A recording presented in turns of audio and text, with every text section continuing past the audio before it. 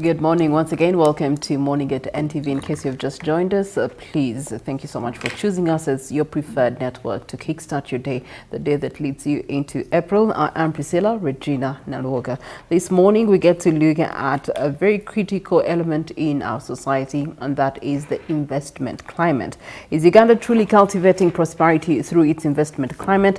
And what must be done to unlock sustainable growth? As we continue to position ourselves, this is one of Africa's most promising investment destinations, without a doubt. A market-driven economy, a fertile agricultural land, abundant natural resources, and one of the youngest populations in the world currently. So recent national indicators do paint, a cautiously optimistic picture. Uganda's economy growing by 6.1% in the financial year 2023-2024, up from the 5.3% in the previous year.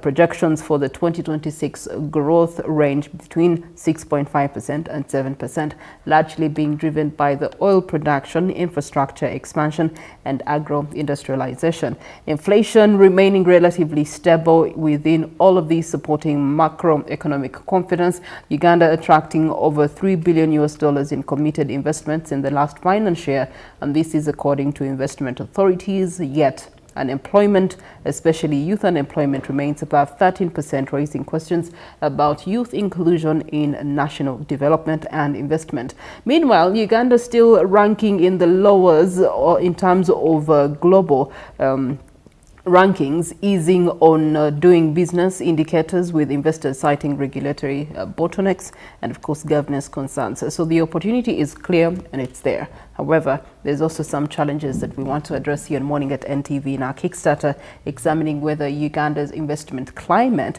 is building prosperity and what strategic pathways can strengthen this climate finance agenda. And this is for the long-term growth. I am Priscilla Regina Nalwoga.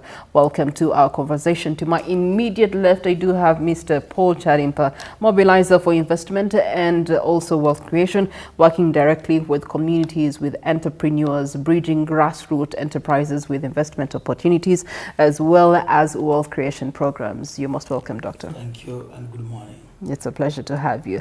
We also do have a policy analyst and academia here on the table with us, Bernard Chankara, a public policy analyst, and of course he's bringing in a perspective through economic governance, fiscal discipline, and the broader regulatory framework existing, and how it actually supports or does not support the investment climate that we have in Uganda. Good morning to you. Good morning, Priscilla. Thanks for having me, and good morning, viewers. It's a pleasure to have you both. Later on, we expect to be joined by more investments, panelists on this discussion. But as we pick up the order of the day, it's just an icebreaker to my two guests this morning. When we talk about investment, in one sentence, I want to find out from both of you, what is the single biggest advantage Uganda is currently offering to investors? And I'm talking about local investors and foreign investors. I will start with you, Paul. Thank you and good morning to our viewers. I'm Dr. Paul Charimpa. I am currently involved in supporting and promoting investments for wealth creation and prosperity. Now, Uganda, in terms of local investors, the strategic advantage that Uganda offers is the government support to local investors, and also specifically the available raw materials or the opportunities available in Uganda. For example, if we go to agriculture, for value addition, and also the government policy. Open government policy to private sector. Those are core opportunities available for local investors. Before any foreign investor comes to Uganda, as Ugandans, we know the opportunities that we have at hand, and the government is willing to support any Ugandan to here, and also including partnering with foreign investors. In terms of foreign investors, Uganda has an open policy for investment. To allow foreign investors to establish without a lot of limitations in terms of establishments, registration, licensing. And those have been centralized through one-stop center, Uganda Investment Authority. And therefore, it is easier to establish and operate in Uganda, especially those who want to expand their businesses or their enterprises. Even they allow you to have part of your profits be able to expand in a different country. But in other countries, once you establish and operate there, there's a limitation in terms of capital or gains from your country to be able to expand and operate, to establish in another country outside Uganda. So by and large, the available opportunities in Uganda which are untapped, the government open policy for investment supports both or favors both the domestic investors and foreign investors. All right, Bernard. Well, just like my colleague already alluded to most of the things, just to add on a few things, I think Uganda, when you look at the investment or the strategic direction of Uganda, what the government priorities so far as we know it has been basically on infrastructure, agro-industrialization and manufacturing. The broader investment of this country gearing towards that end has really leveraged, given a lot of opportunities for both local and foreign direct investment. But for a local investor, I think there are many through things that they can pay attention to, and that is the market share. When you have a growing market share, market size in terms of both share and size, then the risk of going wrong is actually very reduced because then the market availability is there. You know that Uganda is part of the East African community. Uganda is linked to COMESA. Uganda is a member to the AfTA, the Africa Continental Free Trade Area. And so as a local investor, these opportunities are there. It is a question of how do you start and where do you start. So the market presents a huge opportunity for local. The labor availability, Uganda is very young in terms of the demographics, and that presents a very opportunity to access relatively cheaper labor, and that makes it a lot easier on the local investors, noting that Uganda is one of the countries that still don't have minimum wage policy. And so leveraging on some of the loopholes in government policies such as that makes labor access a lot easier for most of the local investors. And of course, infrastructures. Uganda, we recently added the Karuma hydropower to our grid. You see, of course, the cost of electricity is relatively high. That can be debated. We can interrogate that much further. But we have already access to electricity. We can now question on the price of the electricity, whether it is actually can favor the local investors. But as I know it, that when you're an investor and you're doing medium size, for example, then you can have access to relatively cheaper electricity. So when you look at it in terms of infrastructures, but I must note that the investment environment favors more foreign investors than the local investors, because when you look at the advantages that the foreign direct investors enjoy when they come to Uganda, for example, 10-year tax holidays, open access policy, access to land on leasehold for about, I think, 99 years, and all these other tax exemptions. So there are quite a number of benefits that the foreign direct investments enjoys over the local investments or local investors. Okay, all right. Paul, in terms of creating of wealth and investment, and I think it's something that Bernard there was trying to ping pong towards the investment environment. We often are talking about the foreign direct investment, but domestic investment is equally important, and we see that by the growth of our population that we have today. How are local entrepreneurs, local investors actually actively participating in this environment? Thank you. But first, in terms of incentives, investment incentives, by and large, the same, although practically they are the same incentives are available to foreign investors, also available to domestic investors. And maybe we have additional incentives for local investors. We'll get into the incentives later. Yeah. But it mentioned about the benefits that favors more the foreign. But also, like if you are talking about the amount of money you need as a startup for local investors is reduced. But also in terms of land availability as part of the incentives, the local investors are given 60–70% of local land available. They are given a priority and a higher amount of land available. Except we need only to be mobilized, organized, and also bring the awareness of these more incentives, and then have more local investors supported. Mm-hmm. That's the front, which brings to your question of how can we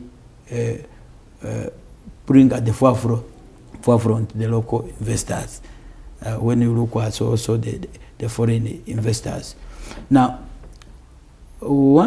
if you look at how the foreign investors operate in Uganda, for example, give an example, you find there are various associations from their different countries, which helps them to leverage opportunities, including financing and also lobbying.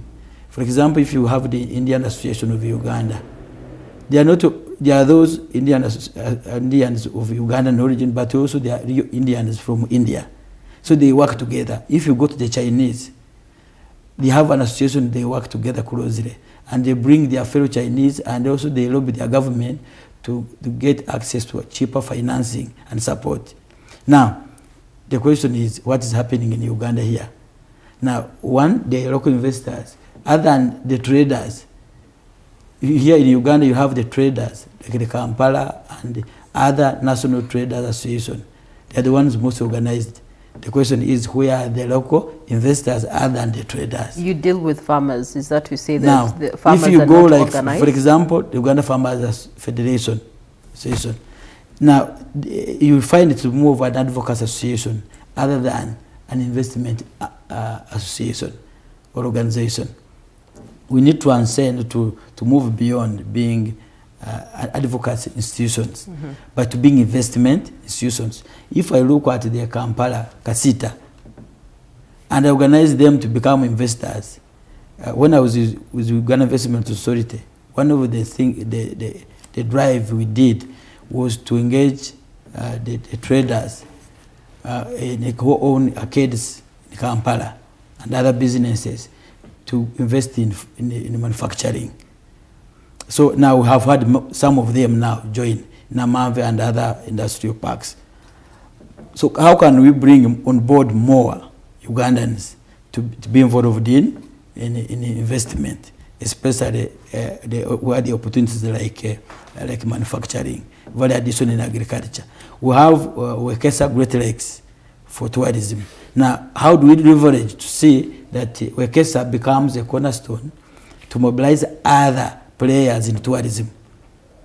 And how can government now support financing for those younger investors so that they are supported also to have infrastructure and facilities which are very competitive in tourism in the various sectors. Wekesa is now for example, in agro-processing in Soroti.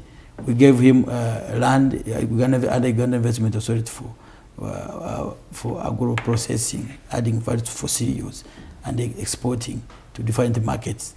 That's one of how we're attracting to make sure they are diversified.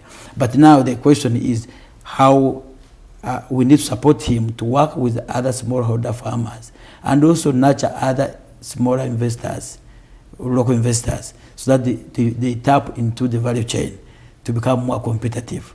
But by and large, you'll find that one, the local investors are not organized. Two, they don't have access to low-cost financing. This is one of the competitive factors.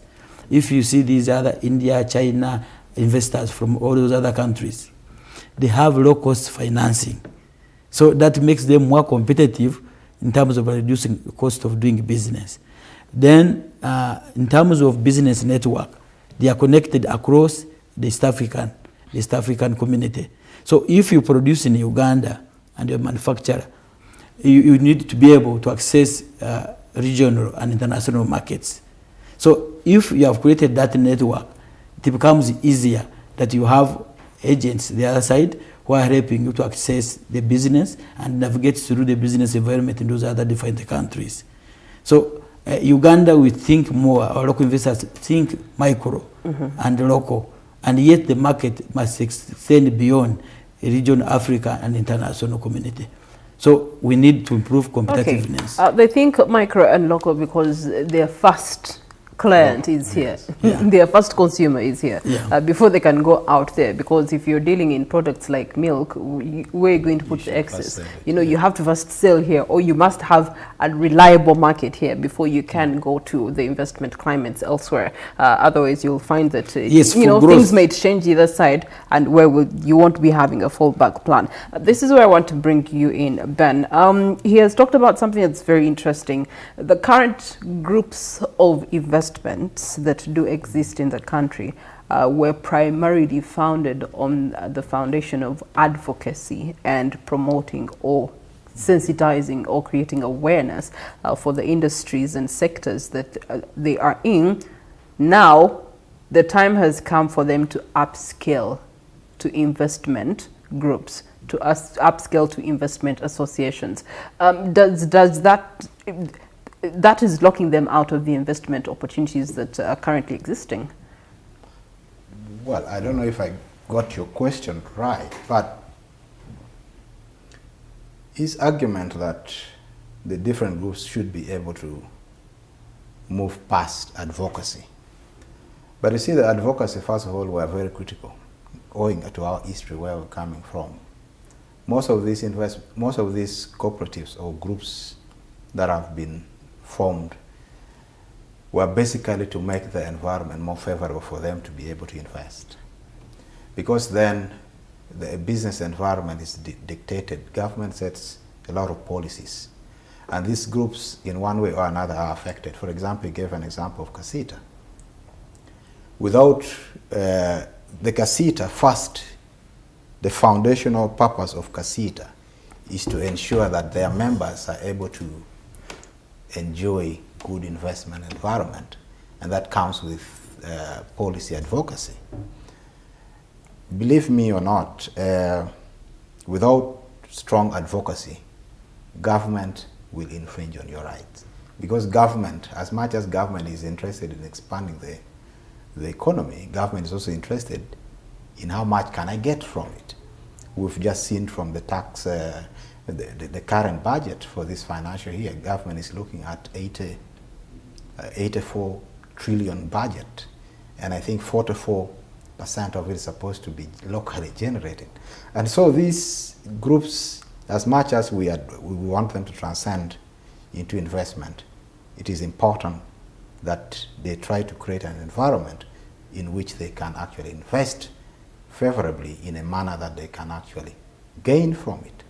And so the advocacy sets a primary basis, and I think it is very critical whenever you're going to do serious investment. Well, as to how they can transcend into actual investment, they've already been doing investment. The fact that they have been able to come together, because they're already doing investment, perhaps what has brought them together is that their growth has been limited in one way or another. Perhaps there are many things that because of government policies, they're being infringed on. I've already mentioned the issues of tax.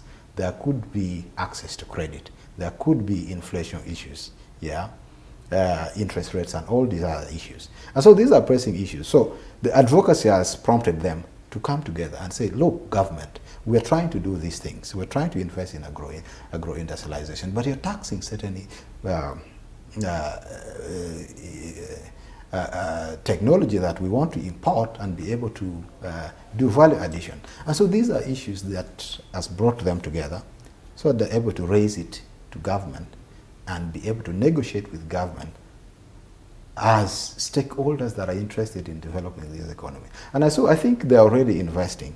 Perhaps, how do we increase their level of investment? I think that is where the discussion should go. We are in an economy where government thinks that they can tax its way into growth. Yeah. And so the business community are highly taxed. We are in an economy where the interest rates are quite exorbitant. He already mentioned the access to credit. Yeah. The business community, or the people that we are saying that probably they are more into advocacy than investment, cannot easily access credit. Why? Because the interest rates are quite high. And so it takes advocacy to ensure that Bank of Uganda manage the interest rates in a way that favors investment. Access to credit. Uganda Development Bank. If you are a local investor in downtown or anywhere in this country, you try to access credit with Uganda Development Bank, you are going to be suffocated. It's a very tedious process, and you'll be very frustrated because access to that credit is really enormous. I already mentioned inflation, interest rates. Government borrows from the commercial banks. I think over 80% of the government supplementaries are actually borrowed from the commercial banks. After now and then, you see that now, yes, of course, government has released the budget estimates. They're going to get shortfalls in budget collections, of course. And when they do, they will start running to the local markets. So you find that government is borrowing from the same commercial banks where the investors, the so-called investors that we want to catapult from advocacy to investment, are also going for it. And so the interest rates are different. Government is actually competing with the local. So I think it is important that we continue to advocate, and these associations should continue to advocate, so that when they are doing investment, they do it in a manner that is profitable. In the spirit of advocacy to attract investment for people who are, this conversation is actually hitting them home. Paul, you did make mention of the fact that the investment policies for foreigners actually has a parallel element to it for local investors. So I'm going to go through one by one, and maybe you can help us understand where is the parallel that favors the local investor. Let's start with the tax holidays and the income tax exemptions, which have 10-year income tax holiday for export-oriented investors exporting at least 80% of production. There's the 10-year tax exemption for investors in industrial parks or free zones meeting minimum capital thresholds, e.g. US dollars 50 million for foreign investments. Then there's the tax exemptions for priority sectors like agro-processing, manufacturing, logistics, IT, and commercial farming. These are the long tax holidays that the foreign investors enjoy. What are the parallels for the local investors in these ones? In terms of tax holidays, we have the same tax holidays for foreigners, for foreign investment and domestic investment. And it is not true that it is only access available to only foreign investors. Why it is the same? There are two. One at Uganda Investment Authority, one of the things I thought we needed to do was to increase the tax holiday or to vary it in favor of the local investors. But you have to look at the broader government's targets. Now, government internally has a limitation in terms of wants to grow, to improve growth, and has limited capital or financing for investment. And because of too much competition for capital internally, that even drives the government to borrow from private sector, from the banks, that drives interest rates high. Now, if we increase growth, one of the drivers of increasing growth is to attract foreign capital. Now, if you attract by making sure that also the foreign investors also have 10-year tax holiday like the local investors, also you are attracting, you are appealing to the foreign investors to bring in their capital and become more competitive. In any case, if you think that actually you need to attract more foreign investment in terms of foreign capital, you would be thinking that you need actually to increase theirs. But we felt that let's make it, let's balance it so that it's fair, so that domestic investors and foreign investors have the same in terms of tax holidays. And also the incentives in terms of capital, if you're importing, the tax exemption on equipment, you have the same exemptions for the foreign investors and domestic investors. But as I said, there are more incentives for domestic investors in terms of reduction, in terms of minimum requirements to get those incentives. For you, you're at a lower level. Even if capital requirement to be called as an investor, you're at a lower level for domestic investors. We are assessing the capabilities or abilities of local investors versus the foreign investors. So, but I said, by and large, you'll find they're all at the same level in terms of incentives. But the motive behind that, the agenda, is to attract more foreign capital inflow so that we can stimulate growth. Then when you have achieved at least the minimum level of growth, then you can start thinking about turning that around on the side of domestic investors. That's on the element of the tax holidays. What about the duty and VAT exemptions? What's the case for capital allowances and investment deductions? There's export and manufacturing incentives. All these, where's the element that is parallel to favoring domestic investment? No, there's no specific, there's no favor for domestic investment. They are all at the same rate. The exemptions or the incentives are the same for the export-oriented, whether you are in the industrial parks or free zones. You all have the same, the same incentives which are provided, still I'm referring to the objective of government. It doesn't want to look to be blocking foreign capital inflow. It wants, in any case, just to attract foreign capital inflow. Except maybe the local investors do not know or not aware that actually the same incentives which are available to foreign investors are the same. Paul, having served in public service for over 20 years, you know how critical information is in order to move the agenda of government. But very correct. Not only is it happening in investment, but in other institutions. Sure. Do you have this information hidden or put up in dust or just once in a while presented to the public? To what advantage is that to government, yet you are saying that these policies, these incentives, these programs have been designed to attract local investment? When you maybe what I would be agreeing to is the publicity and access to this information. In one of the agendas, one of the communication from the president this year or last year, he requested that radio stations and TV stations or communication or media houses, at least if they would dedicate an hour or 2 hours talking about the benefits or about how to promote business, to promote investment, and also the incentives or benefits, or the information about how people can benefit from government programs. That would be helpful. But if this information, for example, in the tax law, all these incentives are indicated there. But very few people are able to read and appreciate this.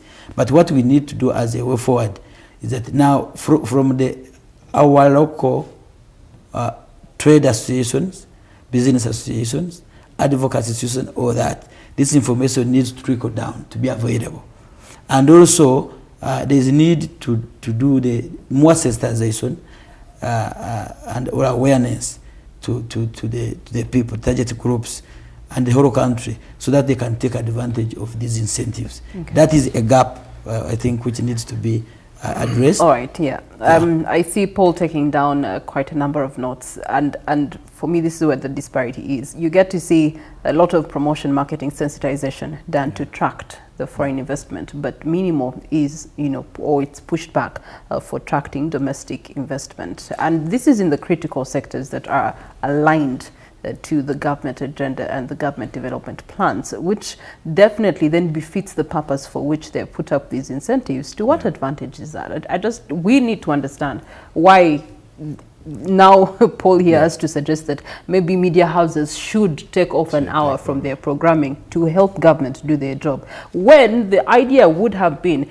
if many people are benefiting from this program, it would do self-marketing and self-promotion, because everyone would be saying, I benefited, you come and benefited. I benefited, this group also come, this circle benefited, it attracts other circles to come, this cooperative benefited, it, that kind of organic benefit.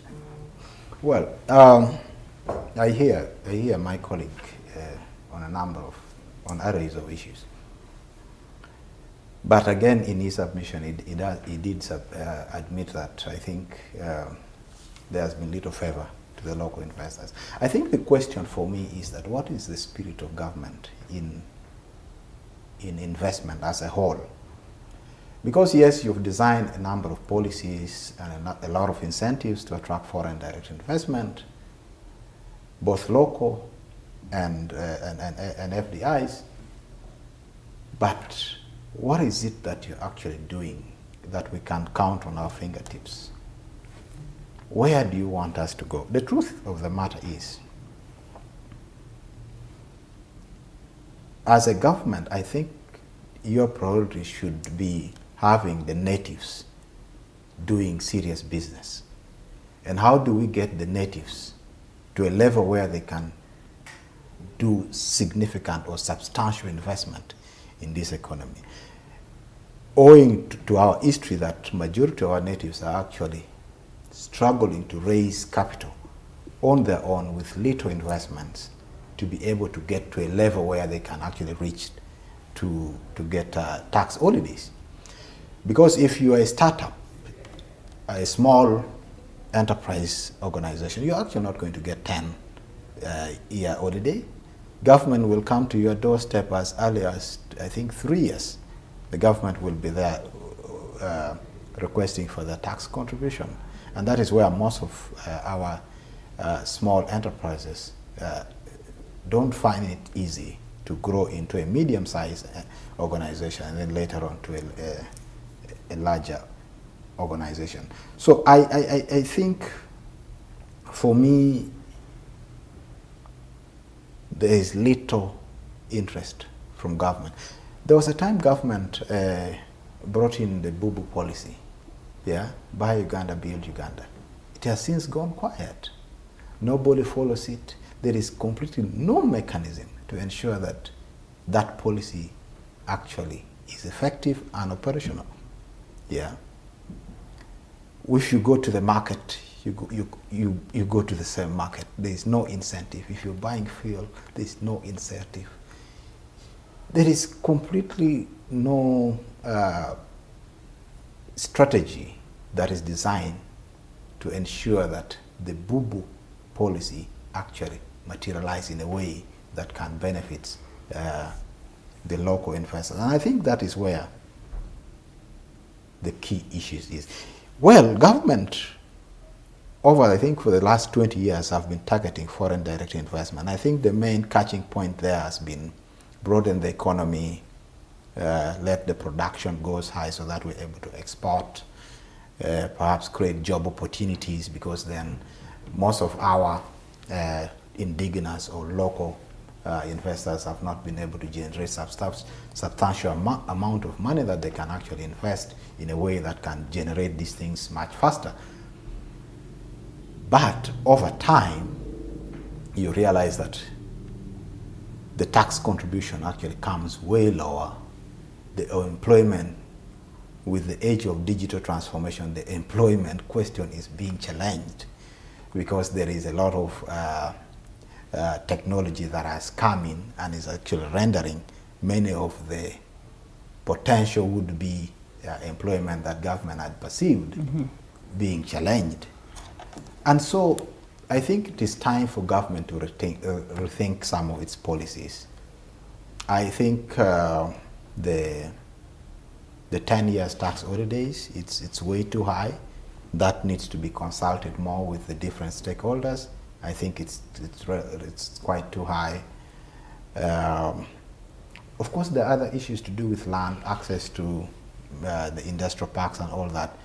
How many local investors are actually able to raise that $50 million thresholds to be able to invest, to be able to access the incentives in the industrial zones? There are very few. The spirit of government should be local.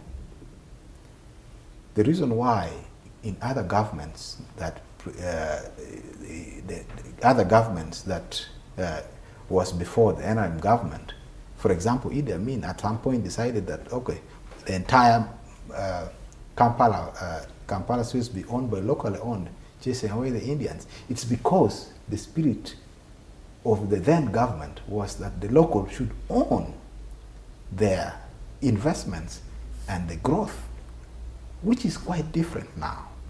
Majority of our investors are actually foreign owned, let alone the policy on repatriation.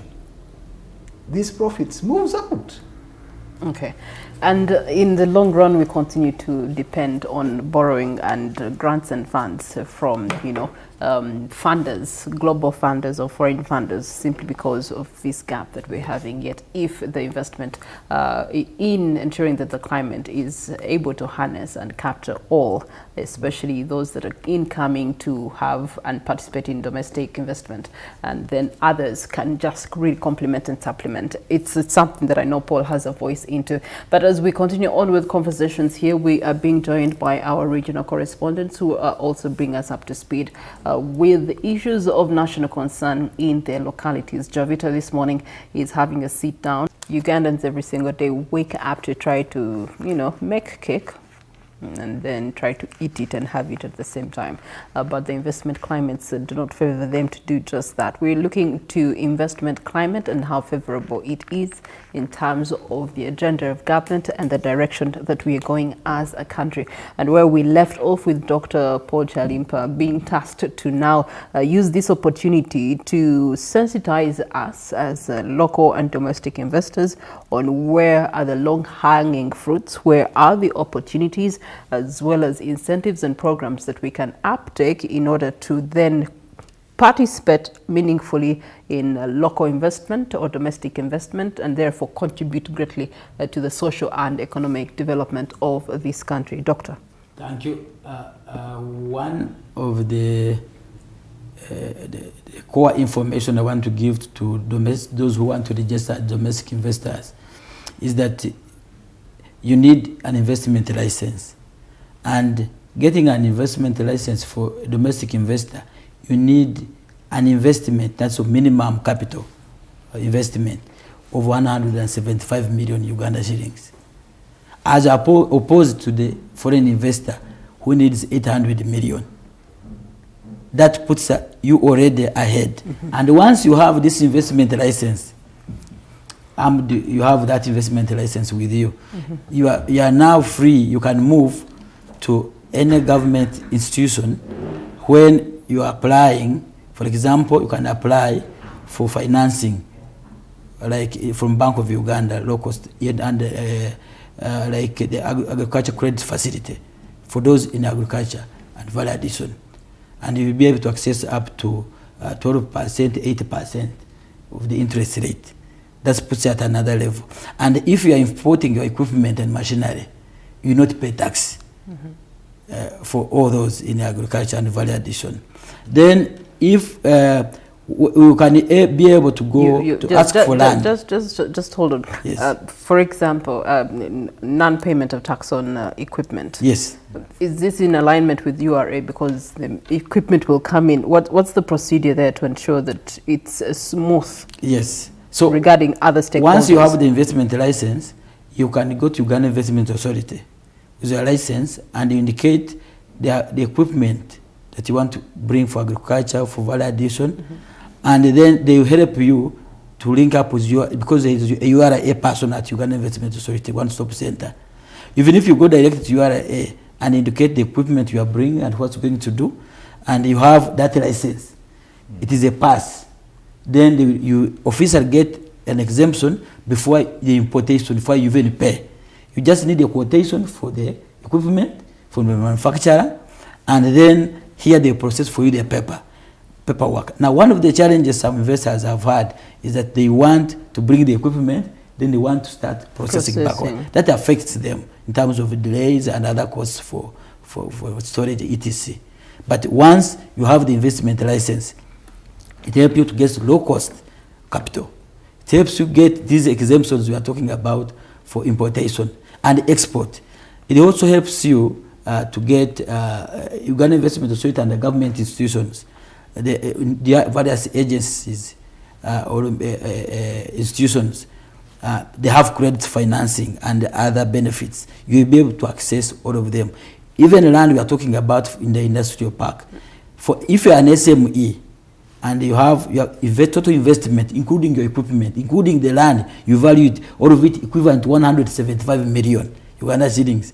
You get that license, and you'll be able to get, for example, land in industrial park, even if you are an SME, because SME are reserved about 30% of the land in the industrial park, whereas the bigger farms or businesses are reserved up to 65% of the land in industrial parks.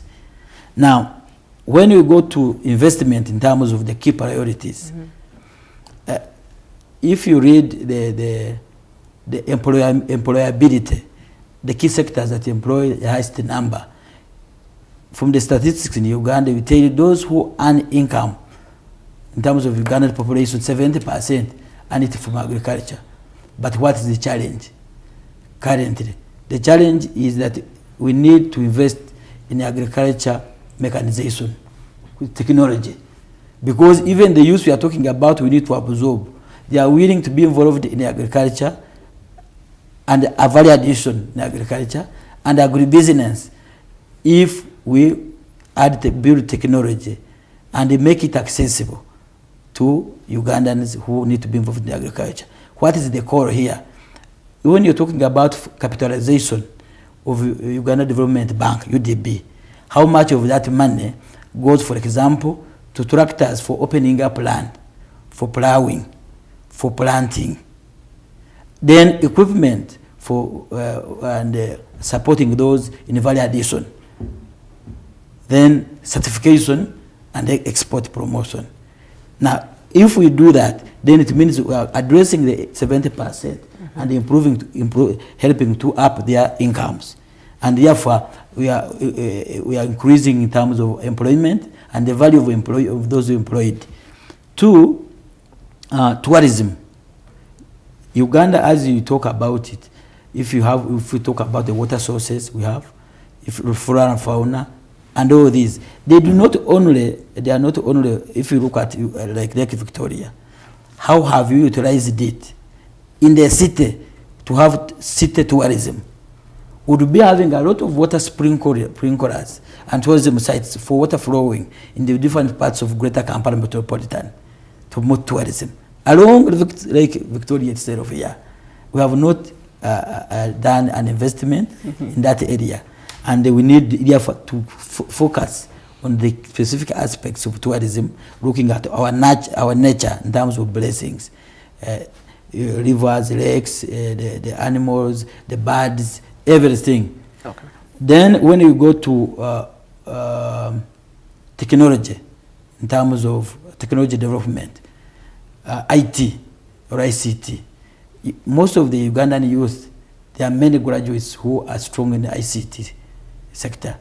So if government invests in the ICT, and then we are able to generate new applications, new softwares, and also this goes with digital marketing. That's a virgin area where Ugandans and especially the youth can be employed, and that's an open opportunity. Okay. Real estate development is a big area because land does not expand, especially when you look at the suburbs. Then transport and logistics.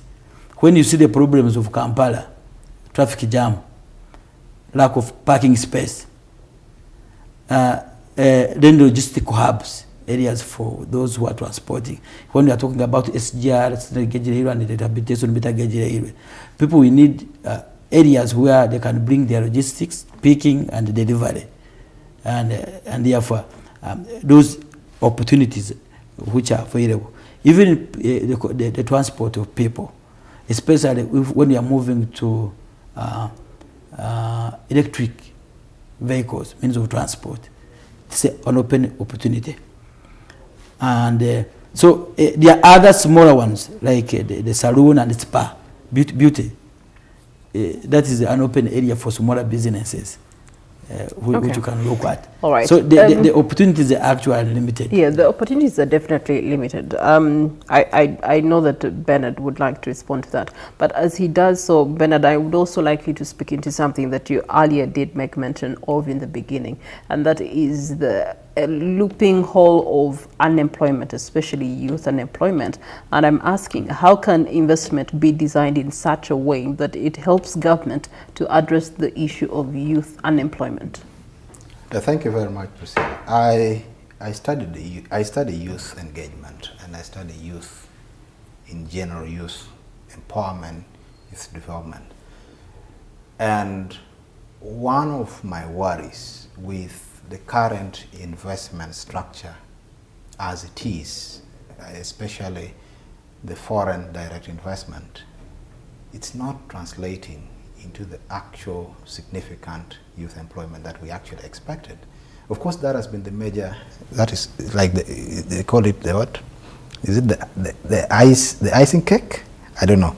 But the point I'm trying to say is that the catch that government really wanted from the foreign direct investment is youth employment, or employment as a general, but that has not been achieved.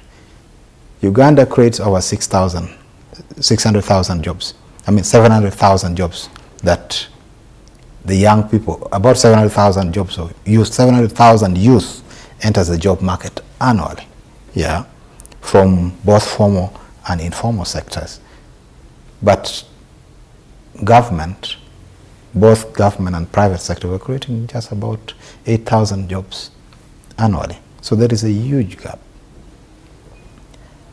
As we know it now, the FDIs has not been able to achieve the level of youth employment that we actually expected. And they are likely not going to do that in the near future because of the technological advancement.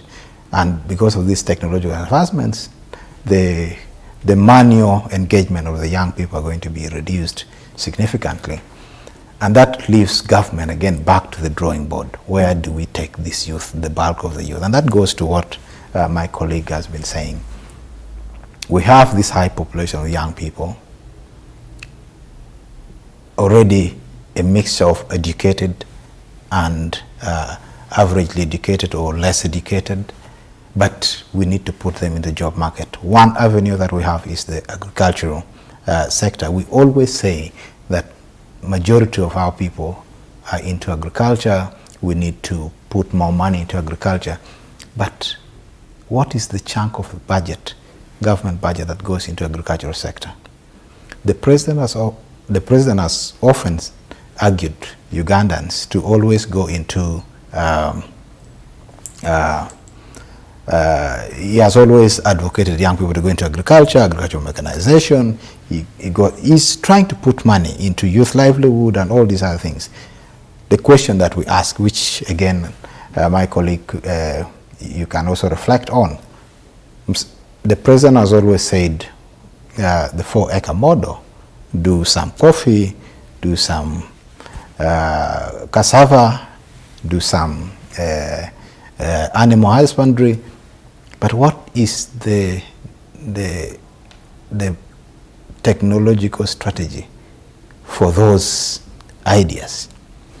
How do we then get the youth into it in a way that can make agriculture profitable? Yeah. We don't even manufacture fertilizers, for example. Yeah. To make the youth engaged into agriculture or industrialization, let's make it profitable.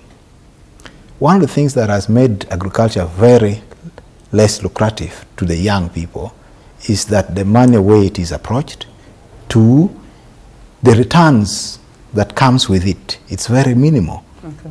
For example, the young people that are doing agriculture in areas that don't receive the high level of rainfall, they need irrigation.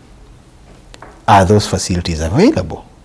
So we need to increase the yield first before we start going into value addition. All right. Thank you so much, Bernard. Gentlemen, as we come to the final round of our discussion this morning, I think at the end of the day, you do have recommendations before you with your experience that you could offer to the different stakeholders to ensure that there's increased creation and strengthening of our investment climate and cultivation of prosperity that actually benefits all than a specific few. I'll start with you, Doctor. Thank you.